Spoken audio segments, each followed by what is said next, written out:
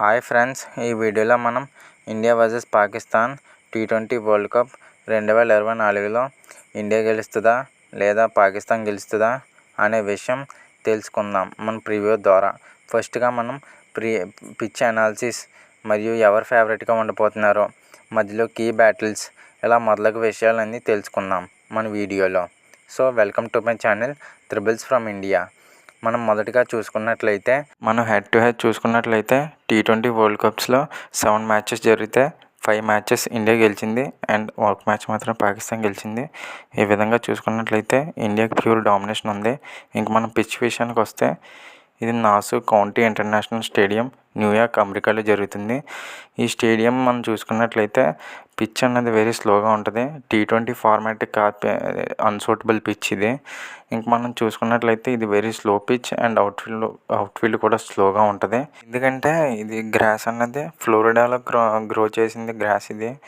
అమెరికాలో న్యూయార్క్లో సిటీలో ఇది కోల్డ్ కండిషన్స్ ఉండడం వల్ల వేరే దుఃఖం గ్రో చేసి పెంచి దాన్ని మళ్ళీ అక్కడ సెట్ చేశారు. ఫీల్డ్ అన్నది కొంచెం స్లోగా ఉంటుంది. దీని కారణంగా టాస్ గెలిచిన స్ట్రైట్ అవే బౌలింగ్ తీసుకోవడం మంచిది యాజ్ యూజువల్గా.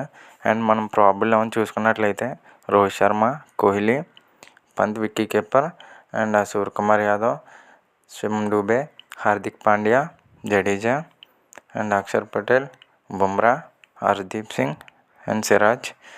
మనం ఇంకా పాకిస్తాన్ విషయానికి వస్తే captain Babar Azam, Rizwan wicket keeper, Usman Khan, Fakhar Zaman, Shadab Khan, Azam Khan, Iftikhar Ahmed, Shaheen Afridi, Naseem Shah, Haris Rauf and Mohammad Amir. ఇంక మనం key players to watch out for బ్యాటింగ్లో చూసుకున్నట్లయితే ఇండియా తరఫున రోహిత్ శర్మ T20 వరల్డ్ కప్స్లో తన రికార్డ్ అసలు బాగాలేదు. మనం చూసుకున్నట్లయితే తనకు రన్స్ చాలా తక్కువ ఉన్నాయి. మనం T20 వరల్డ్ కప్లో 2007లో చూసుకున్నట్లయితే తను ఒక 30 రన్స్ కొట్టాడు. ఇంకా ఆ విషయానికి వస్తే తను చాలా క్రూషియల్ టైమ్స్లో తను పెర్ఫామ్ చేస్తాడు. ఇంకా మనం తనకి సెంచరీ కూడా ఉంది ఓడిఐ ఫార్మాట్లో వరల్డ్ కప్స్లో వర్సెస్ అగైనెస్ట్గా పాకిస్తాన్కి. అండ్ మనం కోహ్లీని చూసుకున్నట్లయితే the best player to watch out for versus Pakistan. ఎందుకంటే తనకి యావరేజ్కి 80+ యావరేజ్ ఉంది ఇన్ T20 ఫార్మాట్స్లో అగైనెస్ట్ పాకిస్తాన్. అండ్ వరల్డ్ కప్స్లో చూసుకున్నట్లయితే 60+ యావరేజ్ ఉంది T20 వరల్డ్ కప్స్లో. సో తను నాట్అవుట్గా ఉన్నప్పుడు మనకి ఎప్పుడు కూడా పాకిస్తాన్తో గెలిచాం. ఒకసారి అవుట్ అయ్యాడు, ఆ ఒకటి 2021లో ఓడిపోయాం మనం.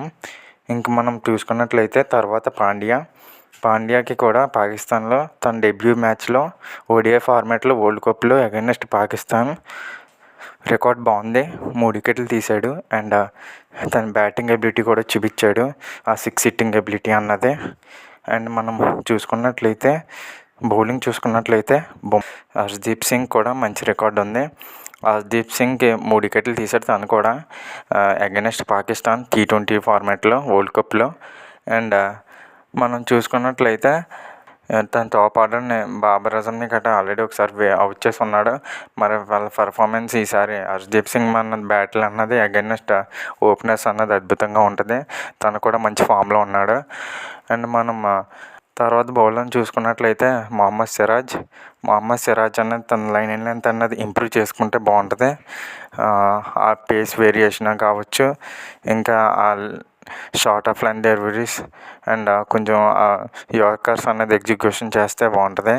మన బుమ్రాకి విషయానికి వస్తే యార్కర్ స్పెషలిస్ట్ కదా మనోడు. సో తన రికార్డ్ కూడా బాగుంది అగైనెస్ట్ పాకిస్తాన్. మనం ఇంకా ఎక్స్ ఫ్యాక్టర్ చూసుకున్నట్లయితే హార్దిక్ పాండ్యా. తన బ్యాటింగ్ ఎబిలిటీ అన్నది ఐపీఎల్లో తగ్గింది, బట్ వరల్డ్ కప్లోకి వచ్చాక తన బ్యాటింగ్ అన్నది ఫామ్ చూపెడుతున్నాడు. ఆ క్రిటిసిజం ఎదుర్కొన్న హార్దిక్ పాండ్యా తన బ్యాట్తో సమాధానం చెప్తున్నాడు. అండ్ మనం చూసుకున్నట్లయితే తన బౌలింగ్ ఎబిలిటీ అన్నది కూడా చూపించాడు. ఇంకా మనం ఎలా పెర్ఫామ్ చేస్తాడు అన్నది పాకిస్తాన్ అగైనెస్ట్గా ఇంట్రెస్టింగ్గా ఉంటుంది. ఇంకా మనం పాకిస్తాన్ విషయానికి వస్తే ఓపెనర్స్ వాళ్ళ టీమ్ స్ట్రెంత్ మెయిన్.